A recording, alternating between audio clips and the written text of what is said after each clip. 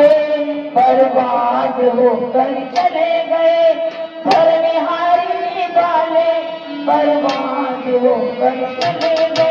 वो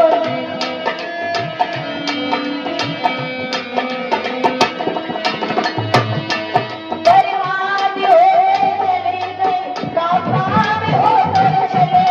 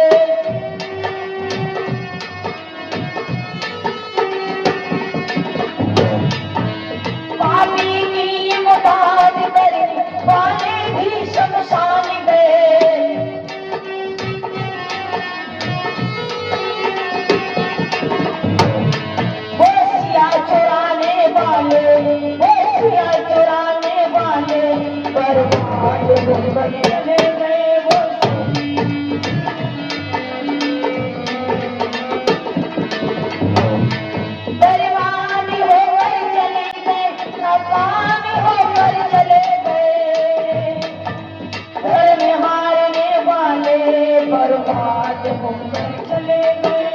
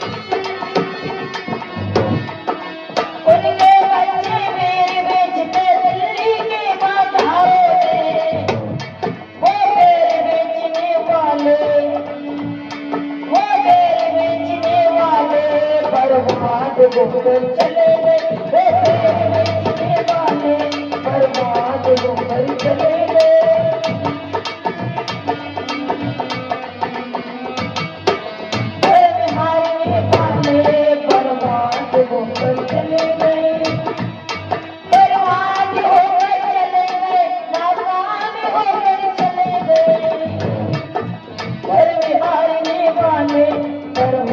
होकर चली गई।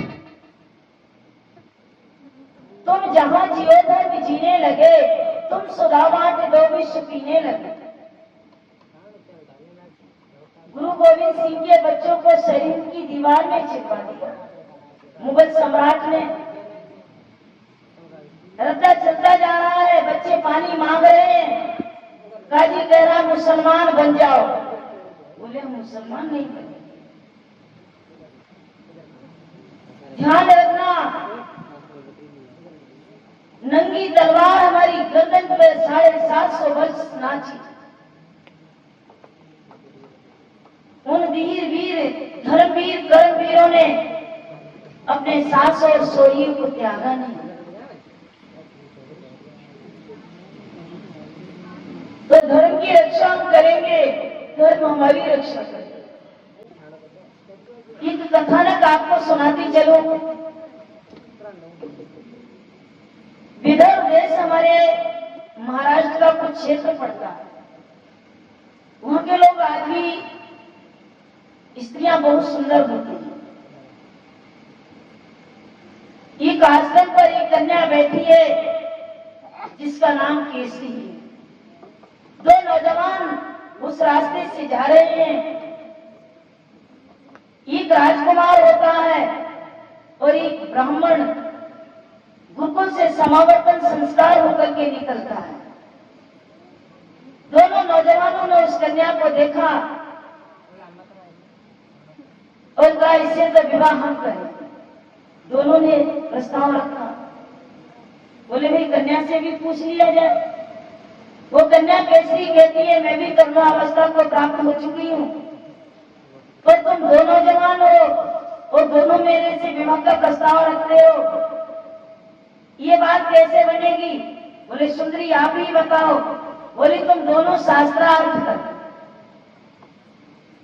पहले बल और बुद्धि की परख की जाती थी, आज जैसा नहीं था कि पिता गया देखता है कितनी जमीन है, कितने भाई हैं, कितना बड़ा मकान है, कितने कमरे बने हैं, कितनी दुकानें बनी हैं, कि 2 भाई है 4 दुकानें 2-2 हिस्से में पड़ जाएंगी। 50 बीघे जमीन है, 25-25 बीघे पड़ जाएगी। वो बंटवारा तो लड़की का बाप पहले ही करता, बेटी का विवाह करने से पहले। आज का ये रूल हो गया। पहले बल और बुद्धि की परख की जाती थी, क्योंकि 2 ही बातें चाहिए, बल और बुद्धि से भरण पोषण और रक्षा नारी की होती है। तो तुम दोनों शास्त्रार्थ कर लो, जो जीत जाए वो मुझसे विवाह कर लेगा। दोनों राज दरबार में गए, राजा को सुनाया। राजकुमार ने कहा जो हार जाएगा उसका सिर काट लिया जाएगा। ब्राह्मण ने कहा ठीक है। जब राजा ने ये बात सुनी तो बोले आज नहीं मैं कल ये न्याय करूंगा। जब राजा राजमहलों में गया तो रात भर नींद नहीं आई। रानी ने कहा क्यों महाराज आज पूरी रात्रि सोए क्यों नहीं हो? करवटें बदलते रहे, कभी अंदर टहलते तो कभी आंगन में टहलते, कभी आकाश को देखते तो कभी पृथ्वी को देखते। कारण क्या मुझे बताओ? का प्रिय 2 नौजवान है, एक कन्या है, दोनों का शास्त्रार्थ होगा। जो जीत जाएगा उसके साथ में वो कन्या का विवाह किया जाएगा और जो हार जाएगा उसका सिर कलम किया जाएगा। बोले तुम तो राजा हो, तुम्हें क्या शर्त तो उन्होंने रखी है? बोले यही तो मुश्किल है, धर्म संकट है। यदि ब्राह्मण जीत गया, शास्त्रार्थ में राजकुमार हार गया, क्योंकि उसमें मेरा पुत्र ही तो राजकुमार है, और मैंने धर्मानुसार न्याय कर दिया तो मैं पुत्र से हाथ धो बैठूंगा, और यदि मैंने पुत्र के मुंह में न्याय किया तो मैं धर्म से हाथ धो बैठूंगा। क्या करूं? रानी ने कहा महाराज तुम धर्मानुसार न्याय करना, धर्म तुम्हारे लिए कोई ना कोई रास्ता छोड़ दे।